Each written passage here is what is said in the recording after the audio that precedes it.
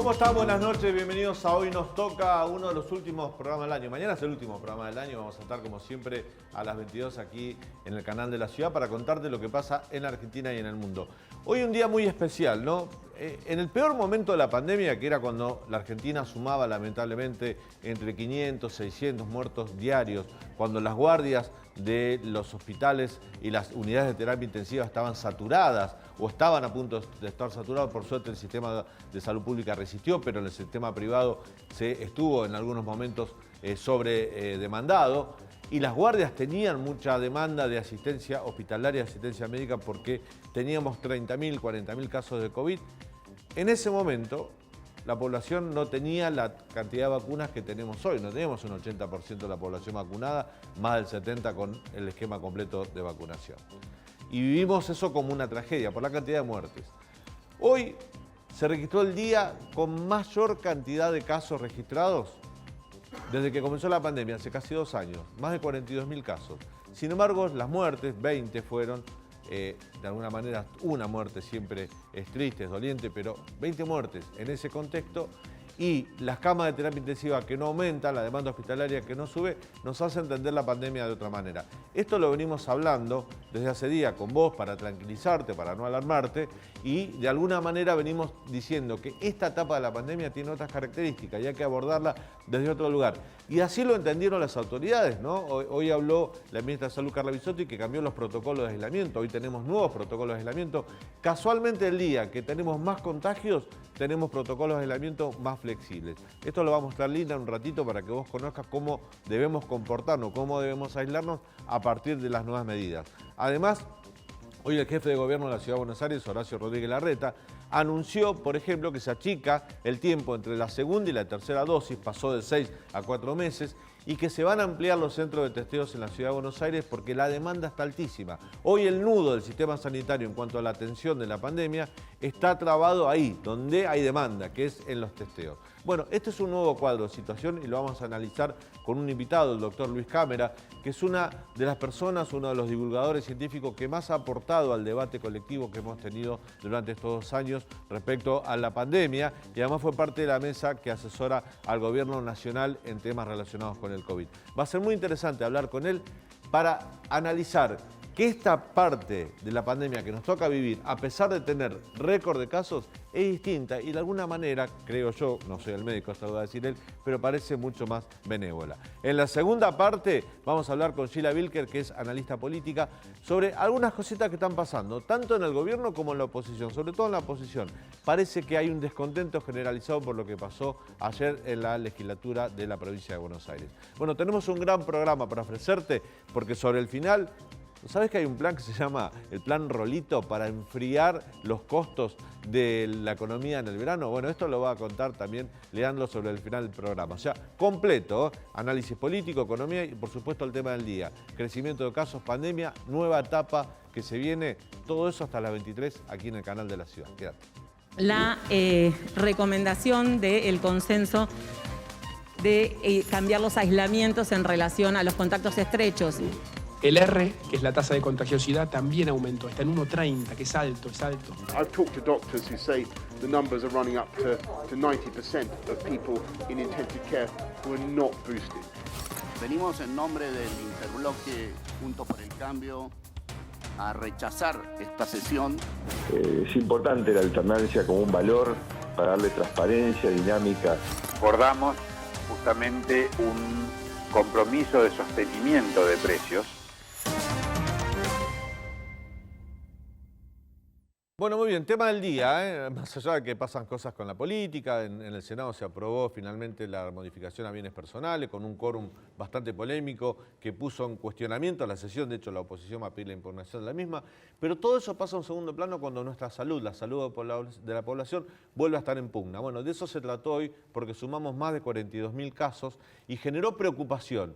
Preocupación que la otra realidad, cuando miramos los números de la pandemia, que hay que mirar la tasa de letalidad o la ocupación, la demanda que tiene el sistema médico, nos lleva por otra parte a un lugar de tranquilidad. Bueno, todo esto lo vamos a hablar con un médico especialista, el doctor Luis Cámara, que tiene la amabilidad de visitarnos. Doctor, gracias, gracias por estar con nosotros. Gracias por el convite, buenas noches. Sí. Creo yo, sí, y ahora lo vamos a ver con Lina, que nos va a mostrar los números, creo y digo que es otra etapa de la pandemia esta. 40.000 casos de ahora no son los mismos 40.000 casos de hace 6 meses, 8 meses atrás. Pero vemos los números de la pandemia y los analizamos. Lina. Está bien, Dani, así es. Primero vamos a ver un poco estas nuevas medidas de aislamiento, ¿no? Estas nuevas medidas de aislamiento anunciadas sobre el mediodía y un poco porque como que nos cambian las reglas de juego y ya no sabemos muy bien, ¿no?, cuántos días tenemos que estar aislados en caso de que seamos positivos o contactos estrechos.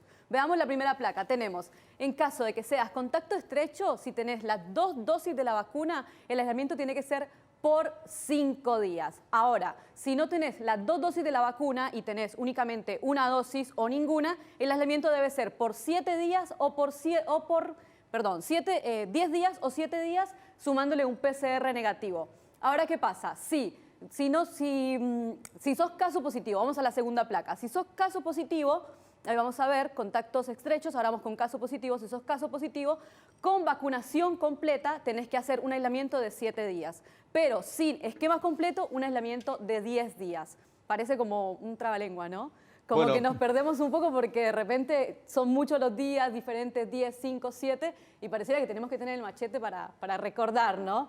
Bueno, la diferencia está en el esquema de vacunación. La gente que tiene 2 o 3 vacunas va a tener algún tipo de flexibilidad a la hora de aislarse. La gente que no tiene vacunas va a seguir con el régimen anterior. Doctor Cámara, el día que se conoce un récord de casos, casualmente se anuncia esto, un nuevo protocolo más flexible para los casos estrechos, para los contactos estrechos. ¿Significa que eso sí es un dato de que estamos ante una nueva etapa? Sí, perfecto. Con toda la introducción me sacaste todos los argumentos. Voy a tratar de ver si puedo ser en algo original, porque dijiste, me parece que está todo bien. Yo creo que estamos en una nueva etapa. Yo en forma exagerada digo que esta es como una nueva pandemia, porque el virus cambió mucho. Los otros eran como, no sé, como hermanos, por así decirlo, todos muy similares en su comportamiento. Este se comporta de una manera diferente. De hecho, una médica que lo descubrió en Sudáfrica se dio cuenta que era distinto, inteligentísima, la percepción clínica, y con solo ver 40 pacientes se dio cuenta que una enfermedad leve, un genio, esa mujer es un genio, observación pura, talento nato, cosa que después lo fueron demostrando los científicos. Entonces, es un virus distinto en su comportamiento, increíblemente infeccioso, lo estamos viendo, por otro lado evade las vacunas, y estamos en un contexto de mucha gente vacunada. Entonces, hoy no puedo analizar la pandemia exactamente igual que unos meses atrás, porque cambió el contexto. Dentro de ese contexto, nos dimos cuenta que las personas vacunadas tienen franca ventaja en su salud con respecto a los no vacunados. Por lo tanto, viene el acortamiento de los días de aislamiento tal cual se explicó. Por eso es una nueva etapa.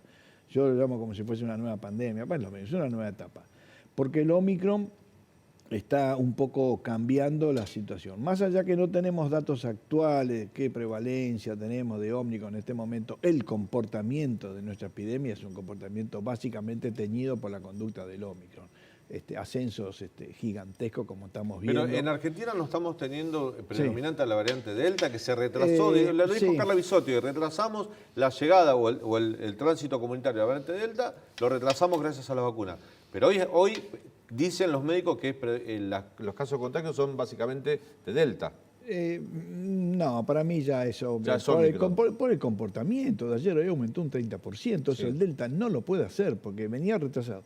La evolución de la pandemia nosotros en el último año fue modificado por la aparición, obviamente, del virus de Manaus, el virus andino, que dominó todo el escenario. Cuando esos fueron, entre comillas, derrotados por el plan de vacunación, que sería de mayo, junio, julio, agosto, y empezaron a bajar los casos, una vez que bajan los casos, ahí lentamente entra a ascender el Delta. No es que desplazó los otros virus, sino ocupó un lugar vacío que los otros virus dejaron por efecto de la vacuna. Con ese plan de vacunación, con el 60% teníamos a esa altura, ya puedo decir que para los virus anteriores, igual que el virus de Kent, la epidemia ya había alcanzado la supuesta inmunidad de rebaño. Pero aparece el Delta, que puede evadir un poco las vacunas, y te sube un 80-85% de la gente que hay que vacunar. Y en el medio de que se estaba logrando ese número, aparece el Omicron, que te diría que nos va a infectar, si es, creo yo, a todos, vacunados o no vacunados. O sea, el escenario del Delta, el territorio del Delta, eran los no vacunados y los parcialmente, digamos que sería una dosis. El escenario del Omicron son todos. Obviamente, el que está más inmunizado le va muy bien, casi asintomático. Y si uno ve las colas y las guardias, son toda gente joven asintomática. Si uno se retrotrae, como tú has dicho, un tiempito atrás, con este número, muchos pacientes se diagnosticaban ya de forma muy grave. Uno estaba en una guardia y venía un paciente muy grave. Frecuentemente de la guardia a lo mejor ya se iba a terapia intensiva, cosa que no ocurre. Ahora estamos en el territorio ambulatorio. Eso solo ya te demuestra que la enfermedad es más leve. Ahora, por el propio virus o sí, por el plan de vacunación o ambas cosas. Omicron de alguna manera vulnera la inmunidad de las vacunas, La pero evade, claro, sí. las evade, ingresa Sí. al cuerpo, pero no es tan agresivo. ¿Eso es porque Omicron es menos agresivo que las otras variantes o porque las vacunas hacen una resistencia? Las dos cosas. Hay demostraciones que han demostrado que Omicron queda acá, en nariz, en faring, en bronquio, pero no llega al alvéolo, que es donde se provoca la insuficiencia respiratoria. No Por llega ejemplo, al una alvéolo, neumonía necesita que llegue al alvéolo. llegue al alvéolo. Eso Claro. cuando yo tengo, los alvéolos se me llenan de agua y otras proteínas, entonces ejercen un efecto que el oxígeno no puede pasar, no puede difundir. Doctor. Eso es que genera la neumonía. Y el Omicron, y por otro lado, la vacuna hace que el Omicron quede acá en este tracto y rápidamente clarifica el virus. Entonces, un paciente bien vacunado con Omicron se contagia y es como un portador. Te diría que casi que no se enferma, no sé si me entiendes. Claro, Es un entiendo portador. perfectamente. Pero como usted lo explica Sí. digo, Sí. para nuestros televidentes, si queda acá en esta zona, no deja de ser una gripe o un resfrío, no Sí. se convierte en una enfermedad infecciosa respiratoria. No cabe duda, sería yo le llamo un resfrío plus porque tiene muchos síntomas rinosinusales, mucho dolor de garganta es una característica, Sí. porque ahí se replica mucho dolor de garganta, dolores en el cuerpo, que es lo que marca una diferencia, y fiebre, un poco de fiebre. ¿El periodo de días es igual que los anteriores? No, es mucho más acortado. Mucho A los más 2 corto. días que vos tuviste una persona ya podés tener síntomas, 2 o 3, que el otro son 5 o 6, y el periodo de enfermedad tal vez es un poco menos, pero ahí hay diferencia entre el vacunado y el no vacunado. El no vacunado sigue eliminando virus más tiempo, por eso el tiempo, como mostró ella recién, Sí.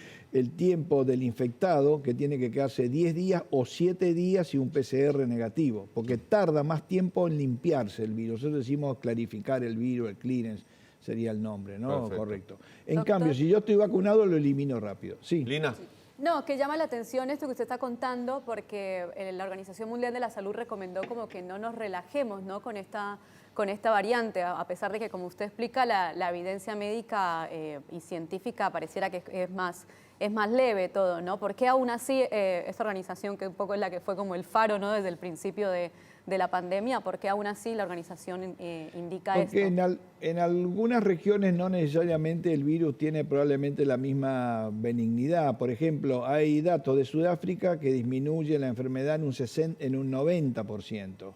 Entonces muchos dijeron, pero muchos sudafricanos ya habían tenido infecciones previas, entonces lo pudieron eliminar. Y en Inglaterra, por ejemplo, en Escocia, disminuye un 40%. Es mucha la diferencia entre 40 y 60%. Entonces hay como un mix en el mundo. Yo no te podría decir cuánto más disminuye la posibilidad de una enfermedad grave, porque hay datos un poco discordantes, pero disminuye. Ahora, la Organización Mundial de la Salud se ve la necesidad frente a una cantidad inusitada de casos. Y mañana vas a decir que hay un nuevo récord. mañana seguramente. Mañana hay un Hoy nuevo el récord. doctor Quirós, Sí. el ministro de Sí. Salud de la ciudad, dio a entender que en las próximas semanas podemos llegar a tener hasta más de la mitad de los casos que tuvimos hoy, ¿no? Sí. Por la variante Omicron, por básicamente. creció un 30%. Si seguimos esta progresión, llegamos a las 6 cifras en forma fácil. Hoy Francia 200.000 casos, Claro. o 208, una cifra escalofriante. Y si te fijas, unos pocos días atrás estaba en 40.000. O sea, se multiplica. O la provincia de Buenos Aires, que hace 5 o 6 días atrás tenía 3.000 casos y tiene 16.000. Sí. Es increíble la progresión. ¿Sabe lo que me genera duda? Que Sí. se lo he preguntado el otro día al doctor Rubinstein, que lo tuvimos también acá.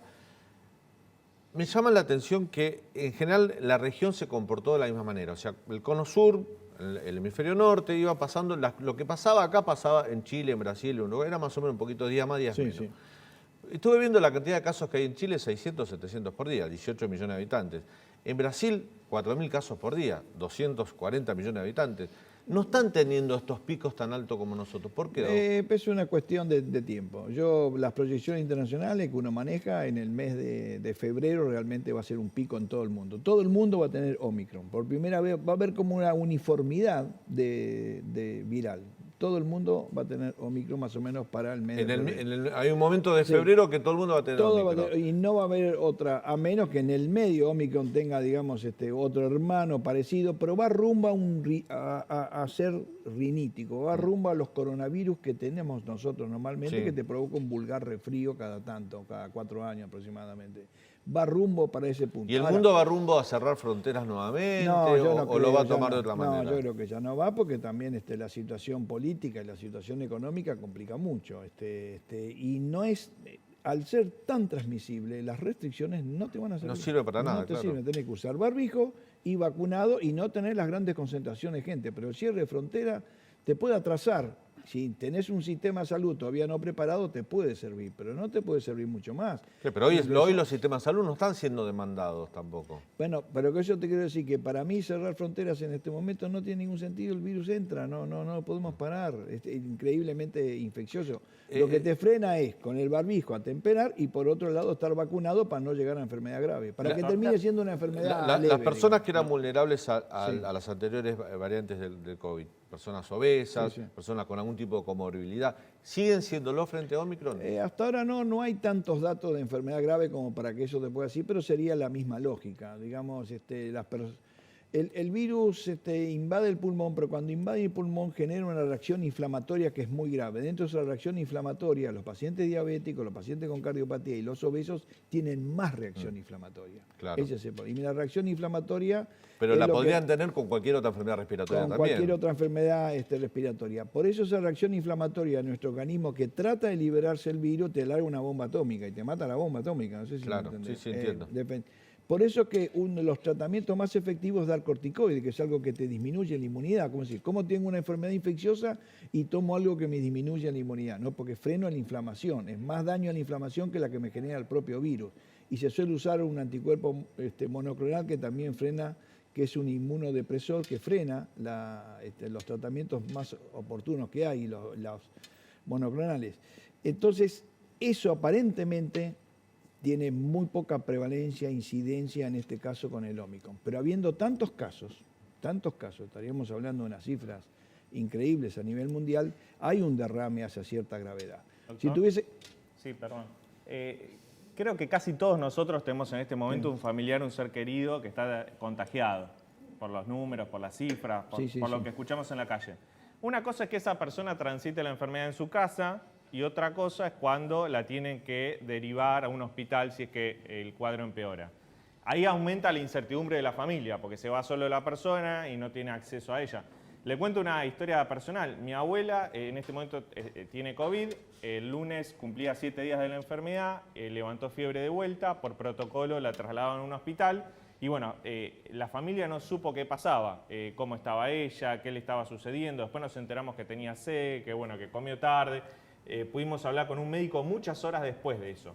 Digo, 2 años después de la pandemia, ¿no hay posibilidad de cambiar los protocolos de internación para que sea acompañado por un familiar, por alguien, y que la familia tenga acceso al paciente? Por el momento todavía no, porque hay alta transmisibilidad. Dentro de los hospitales es un problema. Nosotros hemos tenido, por ejemplo, los residentes que son médicos jóvenes. Yo este lunes dije, ¿dónde está fulanito? Tiene COVID. Y la compañera de fulanito somos 6 los que nos enfermamos en este fin de semana. Entonces hay brotes intrahospitalarios que tenemos que tener mucho cuidado. Nosotros en los hospitales tenemos que ser lo más asépticos, porque si no se enfermarían todos.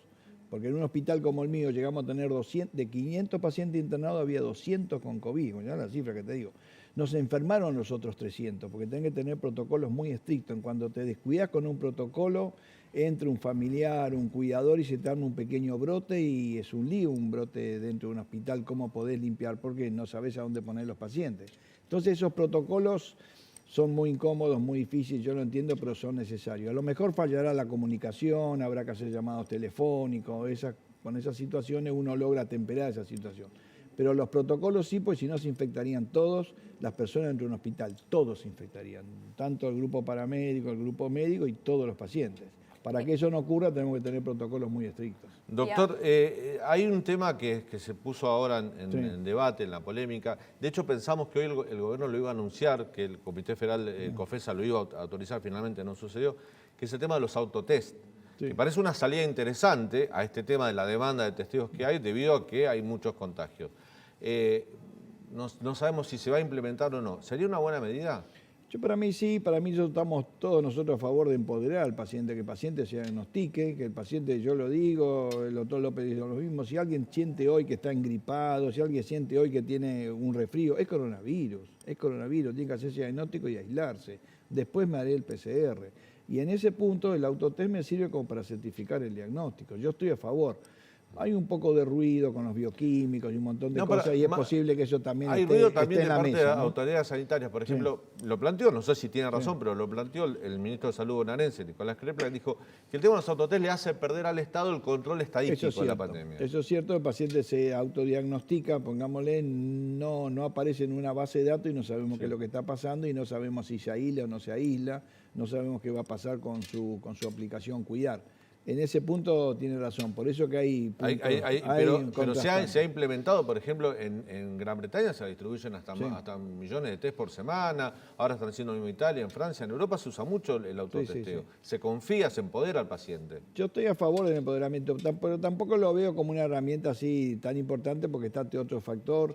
Después también hay un poquito de ruido, digamos, con los bioquímicos. ¿Por qué? ¿Por la calidad del autotest? Por la calidad del autotest, cuestiones corporativas, que todos sabemos que esto ocurre, eso también.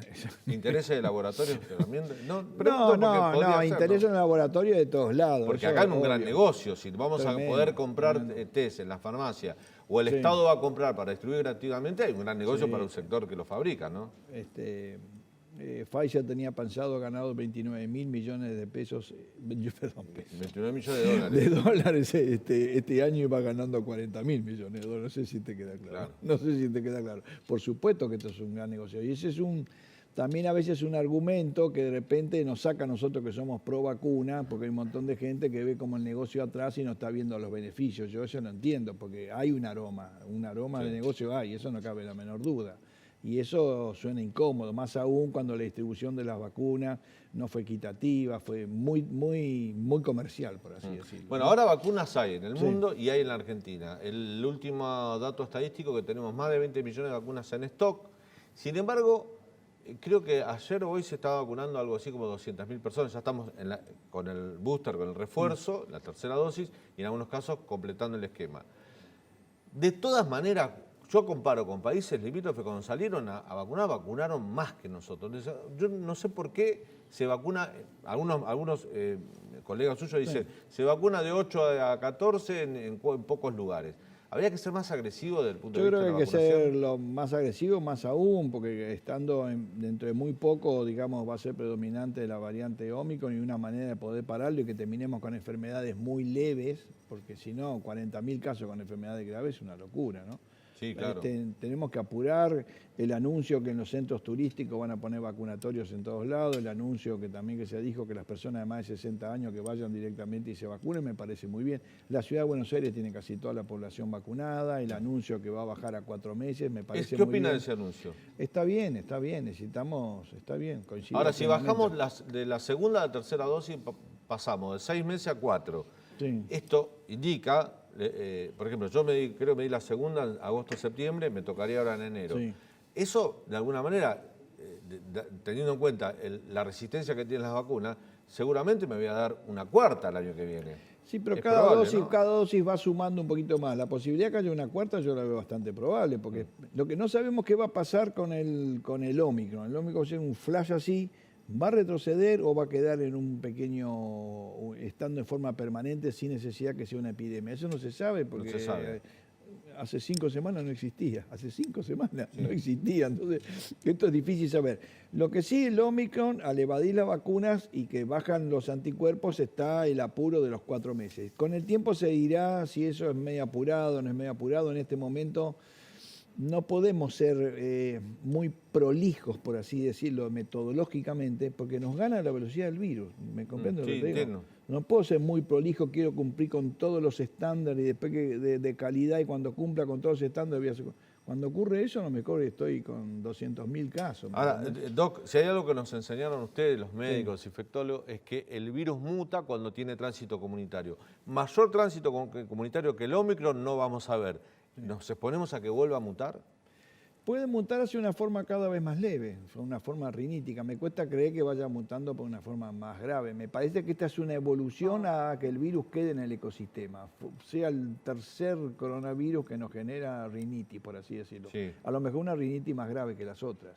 Si fuese así, nos tendríamos que vacunar con cierta periodicidad. Pero no te lo puedo decir ahora. Trata de entender que hasta ahora, digamos, la pelota la tiene el virus. No sé si te queda claro. Bueno, la pelota... Entonces, ¿qué es lo que va a hacer? La pelota la tiene el virus. Esta es la última, Doc, y agradezco mucho que nos haya visitado. Muy útil tenerlo hoy en el programa. La pelota la tiene el virus, pero la ciencia también juega al partido. Está bien, juega, sí. Digo, pero estamos medio en la defensiva. Estamos abajo del arco, estamos defendiendo abajo del arco. En algún momento tenemos que contragolpear. ¿La forma de contragolpear Omicron va a ser modificar las vacunas existentes? Esa es una forma y la otra que tengamos antivirales. Hay dos antivirales, uno que venía muy bien, cayó un poquito, y el otro... ¿Qué son los orales, las pastillas? Orales, claro, tomar.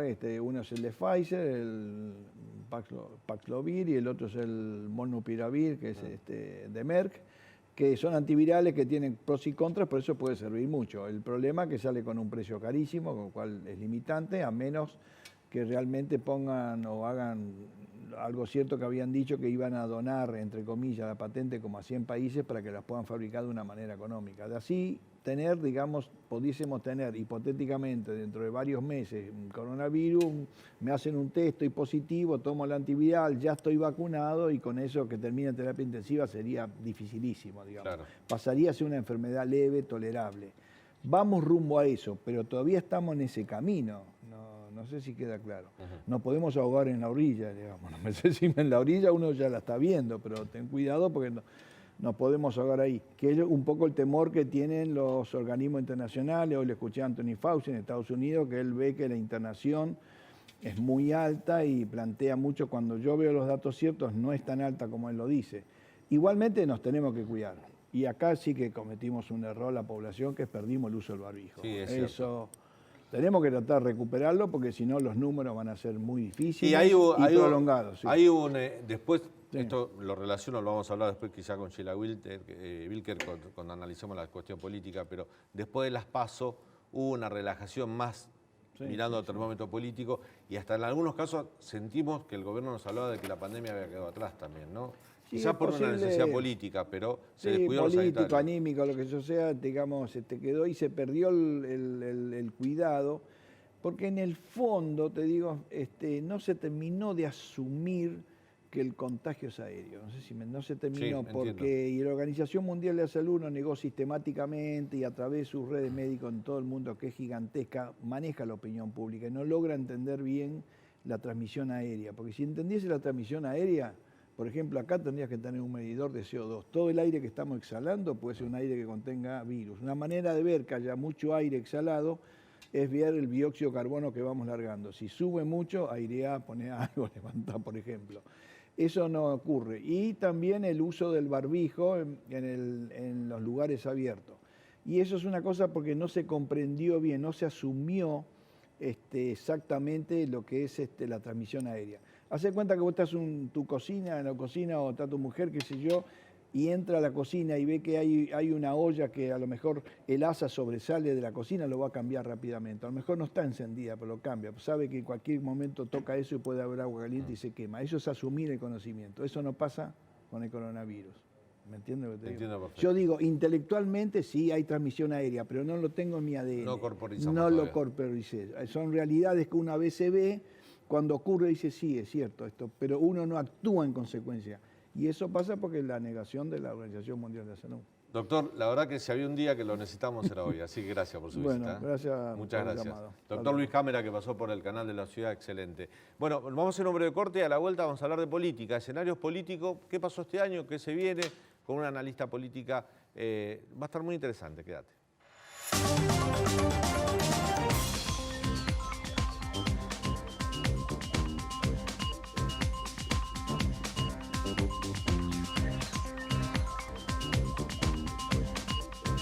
Segundo bloque de hoy nos toca, bueno, Dos últimos programas del año. Hoy y mañana decidimos con la producción invitar a dos analistas políticos. Hoy está Sheila Wilker con nosotros, mañana va a estar Lucas Romero. Con ellos vamos a analizar el año político, cómo termina la política del año, cómo terminan las demandas, la opinión pública y qué se espera del año entrante. Sheila, bienvenida. Gracias, Daniel, un placer. Un gusto tenerte en el programa.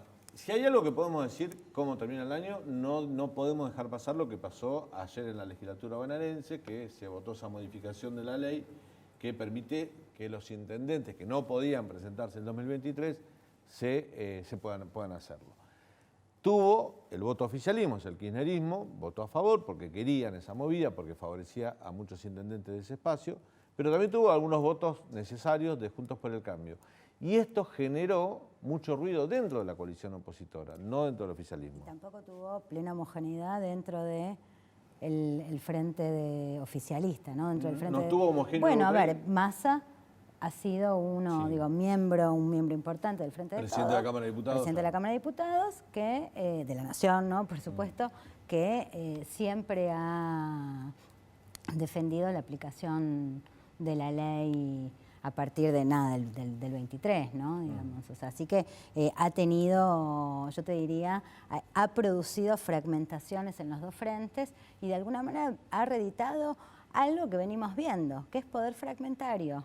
Y algo que vamos a seguir viendo de acá para el año que viene, ¿no? O sea, esta idea de las dificultades para encontrar liderazgos claros, tanto al interior de una fuerza como al interior de la otra, ¿no? Digamos, pero las fuerzas políticas se fortalecen cuando cumplen las demandas de su propio electorado.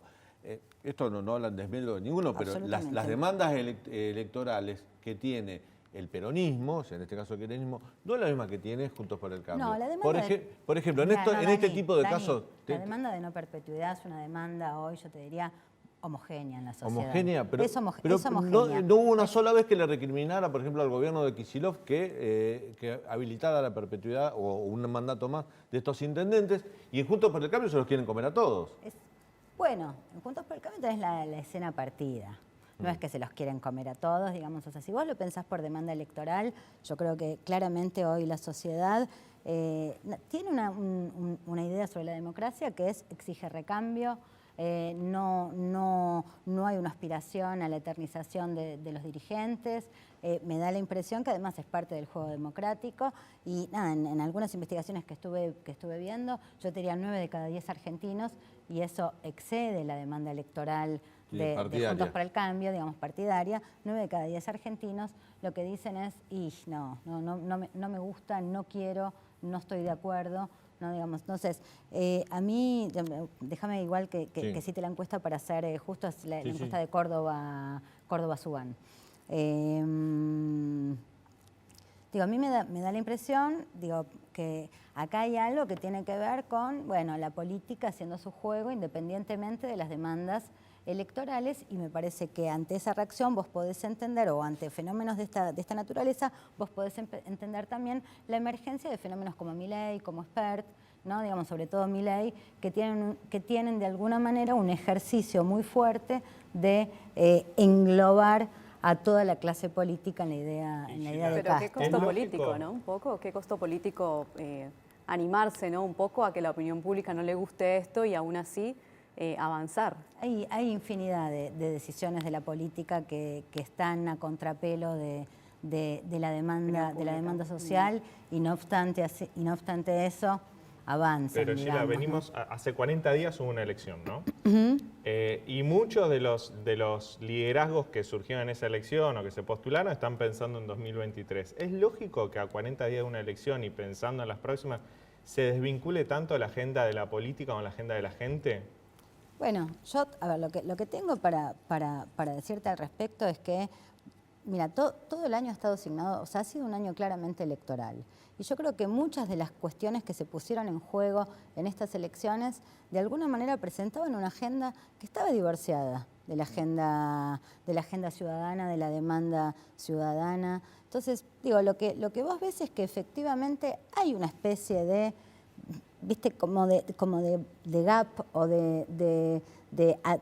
no diría un abismo porque es muy exagerado, pero sí hay una especie de tensión, de distancia entre muchas de las acciones de la clase política y las demandas ciudadanas, ¿no? Digamos, para empezar, yo te diría que incluso en este caso vos tenés una serie de demandas, digamos, vos, a ver, pensarlo así, tenés hoy un discurso muy fuerte, muy dramático, si querés, sobre la deuda y el acuerdo sobre el Fondo Monetario, que es un tema de gran importancia para la Argentina, pero es un tema que no está en la agenda cotidiana de la ciudadanía. Entonces, lo que vos ves es que los temas que están hoy en boca del mundo político no son los temas que están en boca de los electores. Consenso fiscal, por ejemplo. Bueno, consenso fiscal. Digo, tenés infinidad de temas, ¿no? Digamos, Que le importa a la clase política, por decirlo, a la clase gobernante, a los gobiernos, pero no a la gente. Y por supuesto que son importantes para la Argentina, porque resolver el tema seguramente. de la deuda, o sea, sin lugar a dudas lo es. Pero claramente es una escena de divorcio, ¿no? Digamos, de divorcio en el sentido de... ¿viste? Eso me lleva a otra pregunta que tiene que ver cuando uno repasa los hechos políticos del año, y lo hemos hablado muchas veces, creo que la vez pasada lo hablamos como, por ejemplo, la foto de Olivos del cumpleaños de Fabiola Yáñez, al gobierno le hizo quizás más daño que otros errores de gestión, pero la imagen de que el presidente no cumplía la norma que él mismo había dictado, lo desconstruyó mucho. Sí, sin lugar a dudas, absolutamente, digamos, o sea, yo tenía un mazazo en la cabeza y lo vimos en las mediciones, como, digo, fue una situación muy dura, lo mismo que el vacunatorio VIP, ¿no? Digamos, como dos momentos, fueron los dos momentos de caída más abrupta del gobierno. Ahora, el caso de la foto no es solo la foto, yo creo que en la foto de alguna manera funcionó como un catalizador de todos los malestares que había traído la pandemia, ¿no? Digamos, las dificultades en los comercios, la pérdida de empleo, el cierre de escuelas, la pérdida de vidas, ¿no? Entonces tenés ahí, de alguna manera, algo que permitió, yo te diría... un disparador. Un disparador, ¿no? Digamos, un disparador de todos esos malestares, de toda esa suma de malestares, y por supuesto que el impacto de eso ha sido importante, sobre todo porque, bueno, yo creo que lo que más ha dañado esa foto tiene que ver con algo del orden de la confianza, de la credibilidad, del vínculo empático con el presidente, ¿no? Entonces, bueno, creo que el costo de esa foto no solo se vio en las elecciones, sino que remontar esa escena es algo que todavía está en proceso de tránsito, ¿no? Digamos, todavía se está transitando, y es muy probable que en el 2022, bueno, esto también continúe su proceso, te diría, de cura, si es que logra hacerlo, cura de ese shock moral o de esa... La derrota electoral del gobierno, la actitud de Cristina Kirchner después de las PASO, de retirar su gente, volver a colocarla de alguna manera, porque hay algunos analistas que dicen esto, yo no lo comparto, pero por eso te paso la pelota a vos, que a pesar de la derrota y a pesar de la situación de debilidad, Alberto ganó. Se empoderó frente al Frente de Todos. Bueno, a ver, yo te lo voy a plantear de este modo. Sí. Yo creo que la primera elección, las PASO fueron efectivamente un mazazo. El costo de esa pérdida de caudal electoral, yo creo que fue de alguna manera pagado entre la primaria y la general. En la general logró hacer una elección un poquito mejor. Bueno, yo creo que ese poquito mejor alcanzó para desarticular una serie de discursos muy duros, yo diría incluso casi desestabilizantes, o que activaban una serie de especulaciones muy duras respecto del futuro del gobierno, y me parece que eso de alguna manera es un activo fuerte. Creo también que en esa vuelta de escena entre las primarias y las generales, creo que también tuvo que ver la salida lateral que supuso Mansur, ¿no? Digamos, o sea, yo creo que Mansur ha tenido una función muy importante en ese contexto, en ese momento. ¿No se diluyó un poco? Su figura hoy está diluida. O sea, yo te diría, está, por lo menos en términos de cara a la sociedad, está invisibilizado. Entró como ese jugador que entra a la cancha y pide todas las pelotas. Denme a mí que juego yo.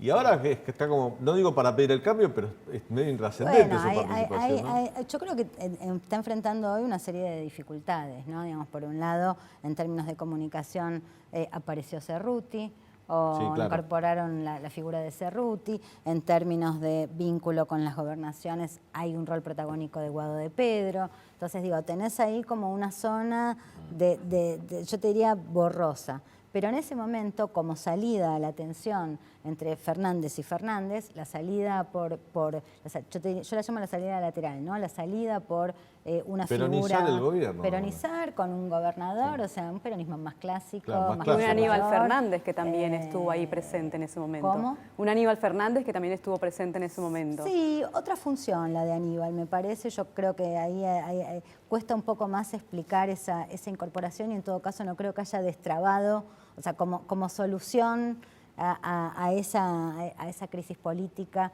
que desató la carta, ¿no? Era más una cara visible como a la problemática que estaba pasando en ese momento. Sí, sí. Y Gila, yendo a Juntos por el Cambio, el caso de Villegas, el exministro de Vidal que habló de Gestapo, ¿afecta políticamente a Juntos por el Cambio o como está los servicios de inteligencia involucrados es un tema que se lo come la grieta? Mira, vos sabés que para mí es un tema que me parece muy complejo porque me da la impresión de que, por supuesto, esto tiene un costo para Juntos por el Cambio, es un costo importante, sobre todo porque ahí se produce esta paradoja que es, digo, o sea, yo te diría, el peronismo siempre ha tenido, el kirchnerismo ha tenido la justicia social como bandera. El mundo de Juntos por el Cambio ha tenido la institucionalidad. No hay nada más institucional, más antiinstitucional que lo que estuvimos viendo con la filmación de Villegas, otros funcionarios de la provincia de Buenos Aires.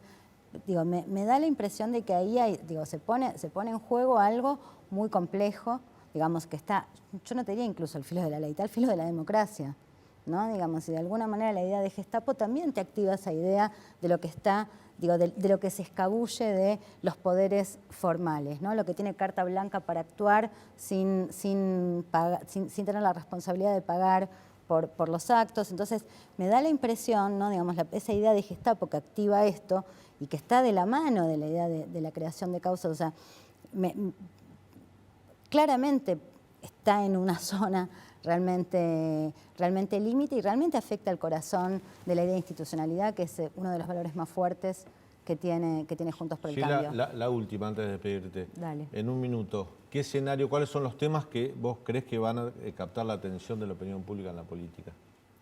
Bueno, 2022, ¿no? El año que entra. Mira, claramente la demanda por inflación, empleo, son como las dos grandes demandas que van a estar estructurando y van a estar de alguna manera dando cuenta de la expectativa que hay sobre la clase política. ¿El gobierno va a poder salir adelante teniendo, por ejemplo, hoy no tiene mayoría absoluta en el Senado, en el Cámara de Diputados va a ganar y va a perder, uno entiende que va a ser así porque define en terceros?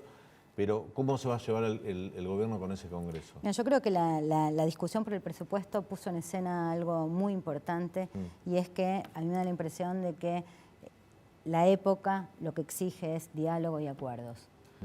Y que la ciudadanía de alguna manera, sobre todo un segmento muy importante de la ciudadanía, más allá de estos procesos de polarización extrema que estamos viendo y el endurecimiento de los núcleos duros, ¿no? Digamos, yo te diría que el grueso de la sociedad está demandando diálogos y acuerdos. Y el no ponerse de acuerdos no es que va a afectar solo al oficialismo, va a impactar también sobre Juntos por el Cambio, que es cierto que hizo una buena elección, pero no logró capitalizar prácticamente nada de la pérdida que ha tenido, de la pérdida estrepitosa que ha tenido el oficialismo, ¿no? Digamos, en realidad hubo una doble migración ahí, si querés, no importa, sí, digamos, más largo, pero en números quedó así. En números es 41. Así, sí. y me parece que eso también es algo a monitorear, porque lo que nosotros vemos en términos cualitativos es que ese voto está, es un voto que tiene un componente anti, pero el enamoramiento que tuvieron los electores de Juntos por el Cambio en algún momento con el espacio político, bueno, se empieza a relajar, ¿no? Gila, gracias por tu visita. Un gusto tenerte en el programa y feliz año. Para vos, para ustedes. Vamos a ir a un breve corte. Cuando volvamos, Leandro Dario nos cuenta cuál es el plan Rolito para enfriar los efectos nocivos de la economía en el verano. Ya volvemos.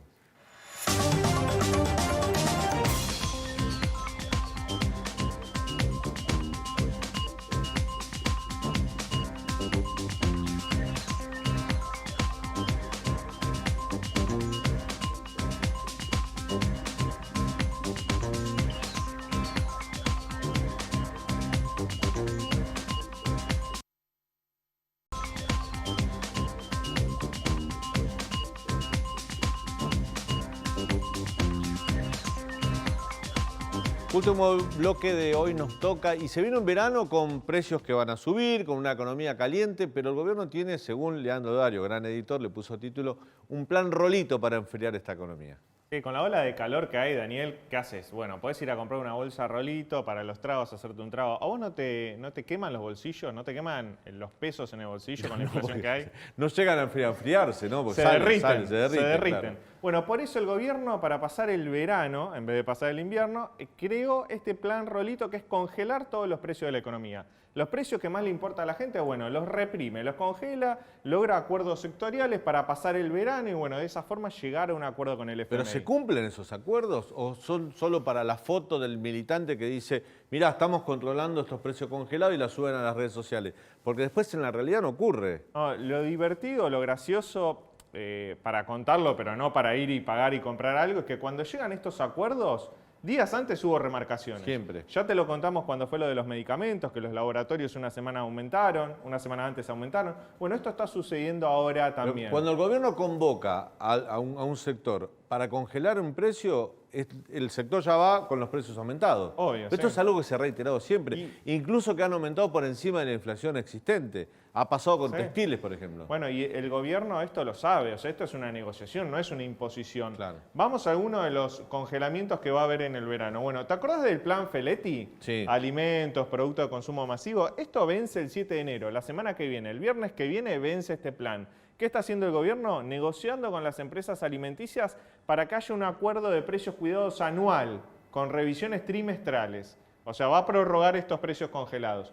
Lo mismo está haciendo con los medicamentos. También vence el 7 de enero, está negociando Bisotti y Feletti con los laboratorios para prorrogar los precios congelados de los remedios. Vamos a la siguiente placa. Esta es interesante porque es acuerdos de diciembre a marzo, para pasar el verano. Industria turística, esto fue ayer. Lamens con Alberto Fernández y las cámaras. Mantienen los precios de diciembre a marzo. Si vos buscaste, Daniel, un alojamiento en la costa, vas a ver que están carísimos. O sea, en diciembre, los precios de diciembre tienen una remarcación absoluta. Sí. De hecho, el turismo, los hoteles, los restaurantes fue uno de los rubros que más aumentó el mes pasado. ¿Sabés qué te dicen? Los precios que se manejan en los centros turísticos del país, sobre todo en la costa atlántica, son exorbitantes, están fuera del mercado. Pero muchos dicen que están fuera del mercado porque está este plan de reintegro. El previaje, como te devuelven. Que es un subsidio. Que es un subsidio que te devuelven lo que vos pagaste, una parte, por eso están sobrevalorados. La verdad que los precios que se están viendo en la costa atlántica son tremendos. Una semana en Pinamar, 280.000 pesos. Sí, una locura. Tenés que ganar más de 300.000 pesos los dos, la pareja, para pagar eso. Porque además otra cosa, te devuelve el gobierno, pero vos tenés que tener la plata para pagarlo antes de ir, ¿no? Sí. ¿Cómo hizo el gobierno para negociar esto? Le dijo a las cámaras, si vos no me respetás mantenerme los precios hasta marzo, ese establecimiento sale del previaje, sale del programa. Claro. No puede acceder a ese beneficio. Lo mismo está pasando con los combustibles. El congelamiento de las naftas estuvo casi todo este año, porque era un año electoral. Bueno, va a durar hasta marzo, dicen en el gobierno. Las petroleras se están quejando. Quieren remarcar porque hace muchos meses que no sube la nafta. Eso va a durar hasta marzo. Y el último tema muy controvertido es el tema de las tarifas de bienes de servicios públicos. Por ejemplo, luz y gas. Bueno, ¿qué está ahí? ¿Va a ser segmentado esto? Eso no está resuelto todavía. En el gobierno... Porque ese es el gran debate que queda. Guzmán quiere segmentar las tarifas, esto de que los subsidios son pro ricos, los que tienen más dinero, los que viven en un barrio cerrado, tienen que pagar sin subsidio, pero en el Instituto Patria, en el kirchnerismo, no quieren eso. Bueno, ¿qué está diciendo el gobierno? Que va a aumentar las tarifas de luz y gas el año que viene un 20%. Esto es una buena noticia para los bolsillos de la gente. ¿Por qué? Porque la inflación del año que viene va a ser superior al 50%. Entonces el aumento va a ser menor a la mitad de lo que va a ser la inflación del año que viene. Con lo cual, bueno, el gobierno incluye las tarifas de luz y gas en este famoso plan Rolito, ponerle una bolsa de hielo a los precios que se están derritiendo, los precios en las góndolas, en los surtidores, para intentar calmar el humor social, Daniel, y ver si llegamos a marzo, un acuerdo con el FMI que te permita mover un poco más los precios sin una disrupción financiera. ¿Qué es una disrupción financiera? Bueno, el temor a que haya una corrida. Porque esto lo va a ayudar al gobierno a bajar el déficit fiscal también, ¿no? Porque permitir un aumento significa que invierte menos subsidios. Sí, pero si vos tenés una inflación de 50 puntos, se lo come la inflación. Entonces, la única forma que puede hacer el gobierno para bajar el déficit fiscal es segmentando las tarifas, eliminando subsidios a barrios pudientes. Por ejemplo, Puerto Madero. El metro cuadrado en Puerto Madero vale más de $6.000 y sin embargo hoy tiene subsidio. Bueno, esa es la discusión que está planteando Guzmán dentro del gobierno. Creo que el piso son $3.700 el metro cuadrado desde el barrio como para poder segmentar hacia arriba. Así es. Por lo menos lo que se está debatiendo. Sí, hay que ver cómo se implementa, ¿no? Porque en cada reunión que tengo con funcionarios del gobierno nadie me puede explicar cómo va a ser la segmentación de eso tarifas. Es difícil de hacer. Excelente, Lean. Te doy un dato antes de despedirnos y convocarte para mañana para el último programa del año que vamos a hacer aquí en Hoy Nos Toca. ¿Sabes cuánta gente en la Argentina, cuántos argentinos no se aplicaron ni una sola vacuna? 5.200.000 personas. Hay más de 5 millones de argentinos que aún no se aplicaron ninguna vacuna. Razones pueden ser varias. Esto está preocupando al gobierno, sobre todo con los últimos casos de contagios que tuvimos. Sobre esa población va a haber un plan mucho más activo para tratar de lograr de convencerlos que accedan a vacunarse. Bueno, nos vamos. Gracias por haber estado y nos reencontramos mañana a las 10 de la noche aquí en el canal de la ciudad. Chao.